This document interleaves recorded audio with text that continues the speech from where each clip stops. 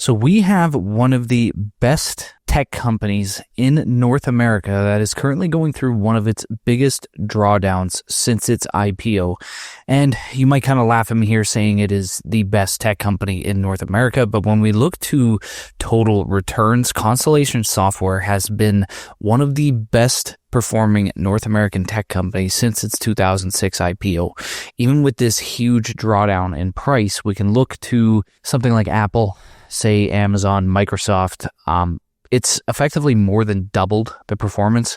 I could add Alphabet in here as well, but Alphabet is, it IPO'd a bit later, so it would pull us into probably 2015 data. But even if we look to this, from 2015, I mean, we're looking at Constellation outperforming all these companies as well.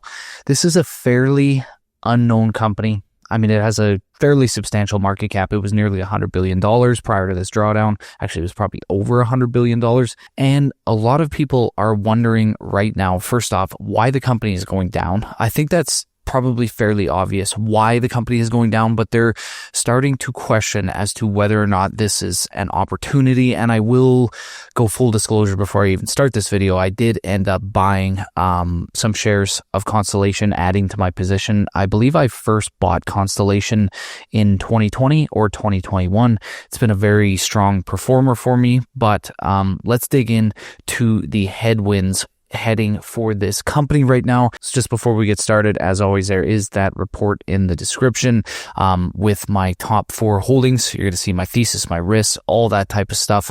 And if you want to grab my entire portfolio, there is an offer inside of that report to get into Stocktrades Premium at a discounted price. But let's hop right into this. So what exactly is causing the downfall in terms of Constellation Software? And the first thing that happened, and this would have been a few days ago, I believe September 22nd, they hosted a conference call in regards to AI. So what Constellation Software does, it is a vertical market software company. And what a vertical piece of software is it is a piece of software that is hyper designed for a specific industry. So we're talking, let's say, inventory management for a particular dealership, for a car dealership, something like that.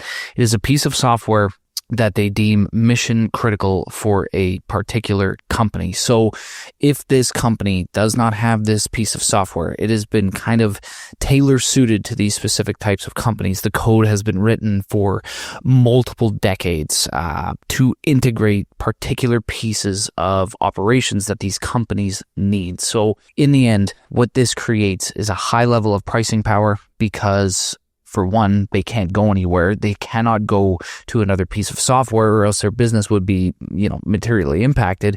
So we have that pricing power and we also have that stickiness. These companies cannot go elsewhere because there is very few companies that target these niche specific types of vertical market software.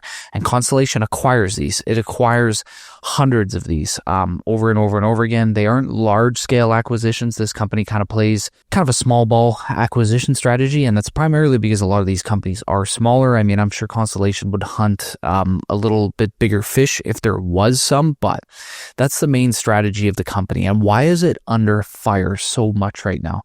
Well, one of the main reasons is artificial intelligence. I don't know if you're in the coding industry or you've kind of realized that AI can develop code at a very fast pace. I mean, we've even seen it at Stocktrades. We had to, previously we would have to hire a developer if we wanted any sort of website changes or potentially changes to our screener. Now we can just use ChatGPT. I can plug a web page into GPT and be like, spit me out the code so that this web page can do this. And it does it very efficiently. It does it fast. We haven't had to hire a developer for the better part of a year and a half. So the main issue here is, will these companies I guess there's 2 issues. One being, will these companies decide to do these pieces of software on their own? Will they say, okay, we can kind of get rid of Constellation Software, we can build this system out on our own, and we can run it ourselves through artificial intelligence? We need coders, but we don't necessarily need the best of the best because artificial intelligence will kind of guide us as to how to develop these systems. And secondly, there is an element here that other companies could potentially come in, actual like coding companies, and they could produce similar pieces of vertical market software and they could undercut Constellation.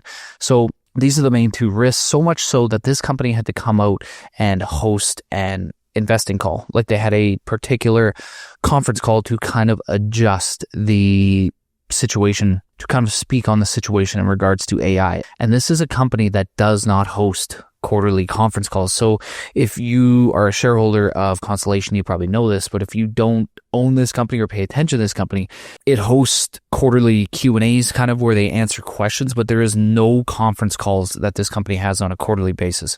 They report quarterly earnings, and all you get is an annual conference call, kind of an annual letter as well from Mark Leonard, who is the CEO, which I'll get to in a bit here. There's some issues in that regard as well, but this is kind of, and you know, these annual letters are very anticipated because Mark Leonard is a very, very smart person, arguably one of the best minds in the space. So these annual letters that Constellation puts out are you know, they're kind of like Berkshire's Buffett letters. I mean, they are very in-depth, they're very comprehensive, very knowledgeable. I would suggest anybody, even if you don't own Constellation Software, to read them. He is a very, very smart man. But they put out this conference call and they were speaking on the overall impacts that AI could have on the business. Now, I think a lot of people were expecting this company to just come out and kind of state whether or not AI is going to have a material impact on the business or whether it's not going to impact it at all. And what ended up happening is it was kind of somewhere along the lines of the middle. Like they're really, I mean, in a nutshell, this conference call, to sum it up, they just say, I don't know, which is true.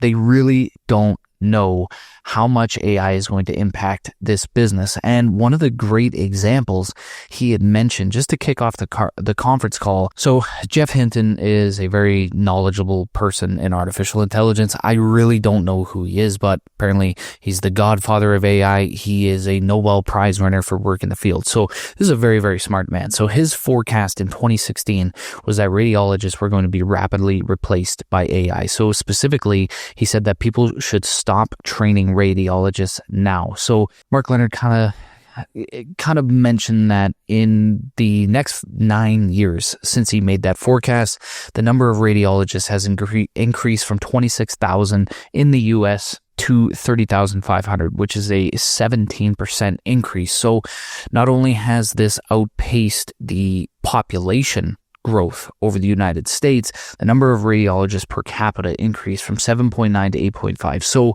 he was completely wrong. One of the smartest person in this space was completely wrong about this type of technology replacing people. So what Mark Leonard is kind of insinuating in this regard is the fact that we have no idea if artificial intelligence is going to be able to replace coding teams to the point where these companies, instead of paying a company like Constellation Software to build out the software, maintain the software, and kind of maintain those relationships, we have no idea whether or not they are going to be able to go on their own and do it themselves. Now, one of the main things of the conference call, which I completely agree with, is they spoke about the difficulty in terms of AI being able to debug a lot of the code. So Constellation Software even mentions itself, AI is very, very good at writing new code. They don't doubt that.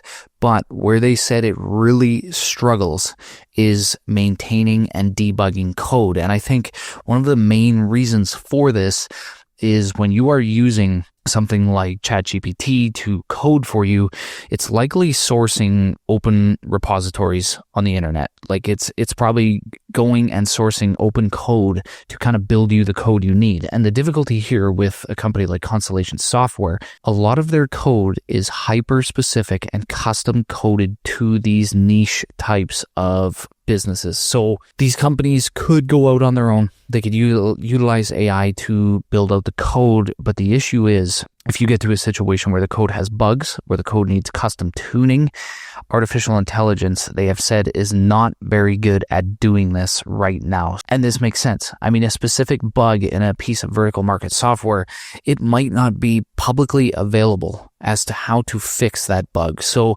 ChatGPT or whatever other LLM you're using might really struggle and might run around in circles trying to fix this bug. So Constellation then kind of goes on to explain that yes, AI could increase coding productivity. They even mentioned 10x. It could make coders 10 times more productive. However, if it makes the coding 10 times more productive, but all the production benefits are clawed back because these companies are needing to spend substantially more time to debug these platforms and kind of, maintain these platforms over time, because code breaks down, code stops working, needs to be maintained.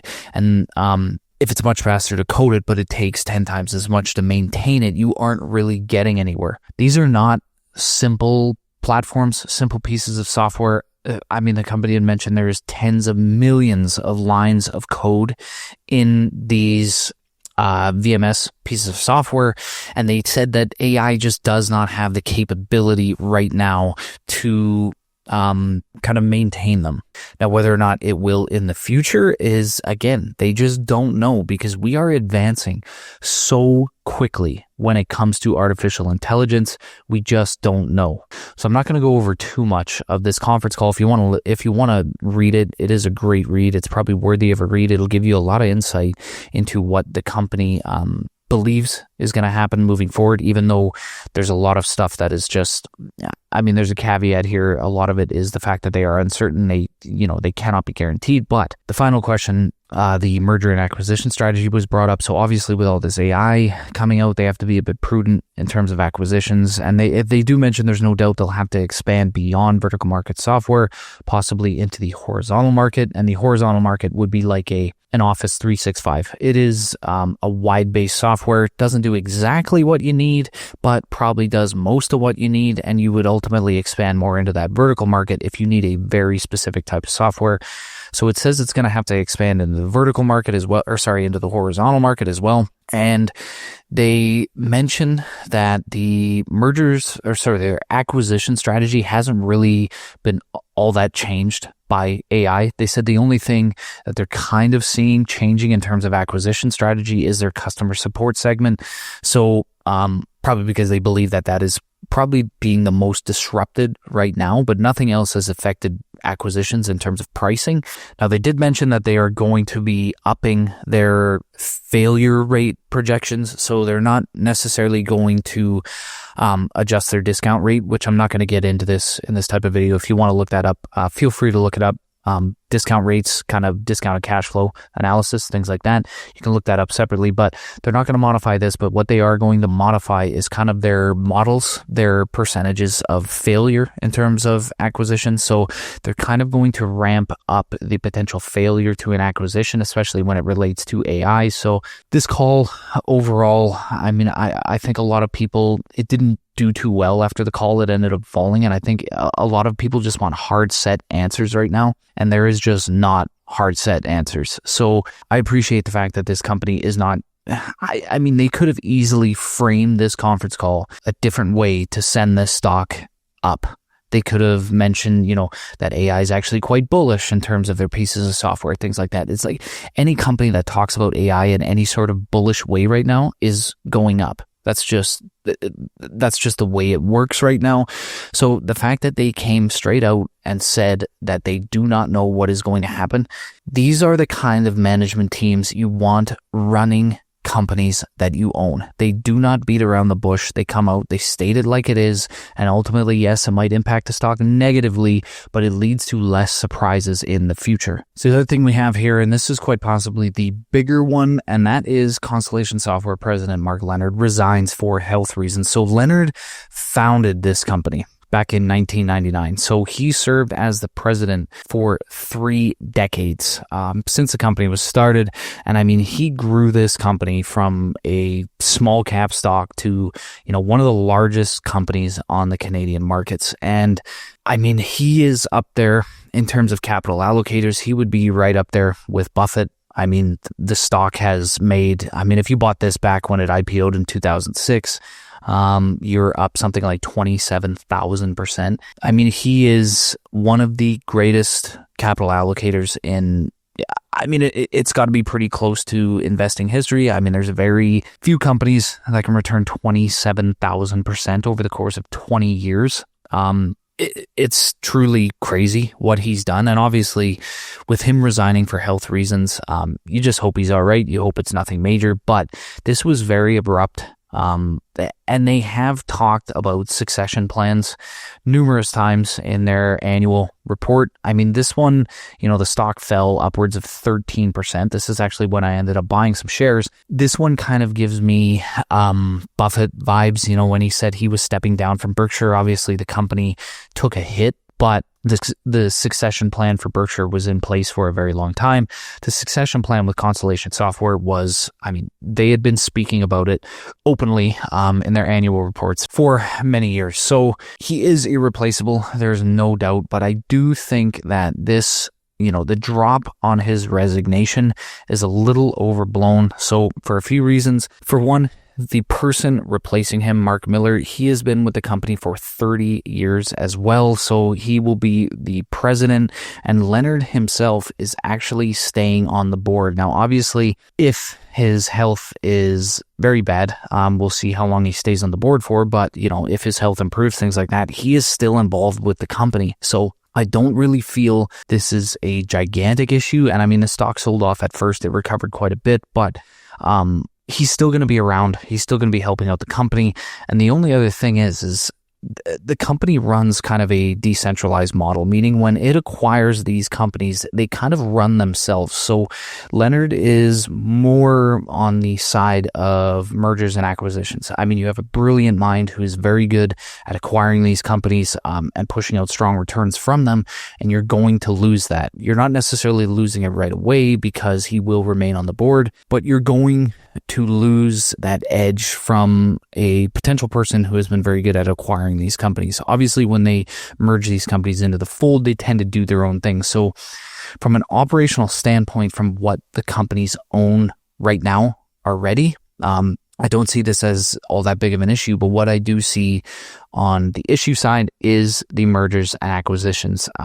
Without Leonard, it's interesting to see if they slow down their mergers and acquisitions. So it all comes down to, leadership depth, whether or not this company has the leadership team to kind of continue on without him. And I do believe they do. Obviously it sucks he's leaving, but this is $100 billion company. There's not one single person that is driving the entire company. There is a team of people on this board working with this company.